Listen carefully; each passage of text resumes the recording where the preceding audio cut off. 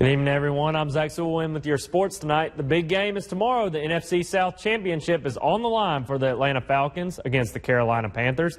The Falcons practice for the final time Friday before Sunday's regular season finale. A big question mark for the game, will Julio Jones play? Julio did practice on Friday, which was a positive sight.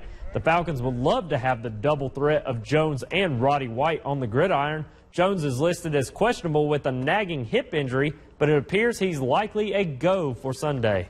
I'm not there yet. I can tell you that. I just got to keep getting treatment and keep working.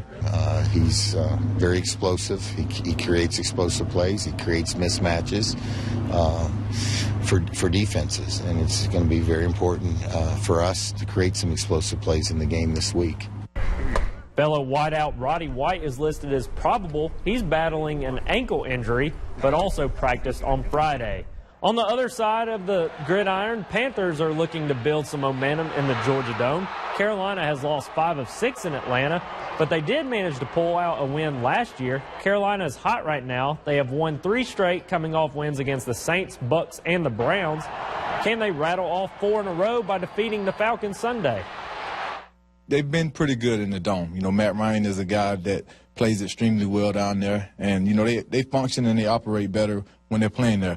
We got to go down there as a defense and do our job and make sure we get them out the field, get extra possessions to our offense, and that's what we got to do. The Falcons and the Panthers kick off at 4:25 tomorrow. The winner will be the NFC South champion. The Georgia Bulldogs continue to prepare for the Belt Bowl in Charlotte. The Dogs take on Louisville Tuesday. Yesterday, which should come as no shock to anyone, running back Todd Gurley is declaring for the NFL draft. The junior tailback was a Heisman frontrunner before suspension, and a torn ACL derailed his season. He could still be a top 10 pick in the NFL draft. Regarding the bowl game, freshman kick returner Isaiah McKenzie will not suit up for the bowl game. He is suspended for disciplinary reasons. Mark Richt says it has nothing to do with drugs or grades. Georgia Tech is heading to the bowl season again for the 18th consecutive time. That ties them for the 3rd longest active streak in the nation. It's no secret how the Jackets plan to attack Mississippi State. Pound the ball and that triple option. It won't be easy facing the Bulldogs' top 25 rushing defense, but Tech knows what a big-time bowl win would mean. I'll take 11-3 any day, man. So I came into this thing, hopefully we can finish it off strong. And we won some quality games this year, and I feel like coming up on the bowl game, we'll probably have a quality opponent again and just be another chance to keep on building that reputation for Georgia Tech football. The Yellow Jackets kick off against Mississippi State on New Year's Eve at 8 p.m. from Sun Life Stadium from Miami Gardens. Penn State back in the bowl for the first time since the Sandusky scandal. We take you to the first overtime. BC's Tyler Murphy passes to David Dudek, who breaks a few tackles for the 21-yard TD, but some trouble on the extra point. Kicker Mike Knoll pulls it right. Boston College up by 6. Penn State possession now. Hackenberg goes through the defender to Kyle Carter for the TD. Now all they have to do is put it between the uprights, and Sam Frickin would do just that.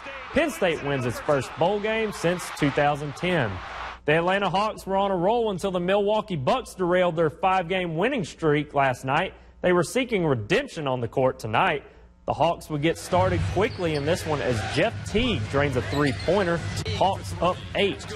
Later in the first, Paul Millsap from just inside the free throw stripe, 18-7 Hawks. Closing seconds of the first, now from the corner, Tabo, bottom. Hawks go up. Chris Middleton now, but here come the Bucks. Chris Middleton now with a 3, cutting the lead to 4.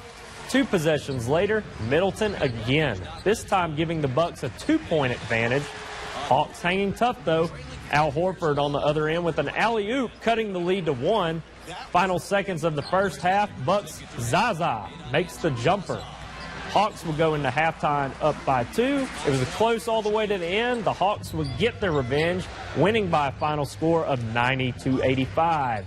Here's your fishing game forecast for Sunday. A couple peaks in the excellent range, but you'll have to get up early or stay out past sunset for your best opportunities. And in case you missed it, things got wacky at the first ever Bahamas Bowl. Central Michigan down 7 with a second to play. The Hail Mary from 70 yards is caught. Then watch the Chippewas improvise. 3 laterals. And then Titus Davis gets it and gets it to the end zone. Central Michigan trailed 49-14 in the fourth.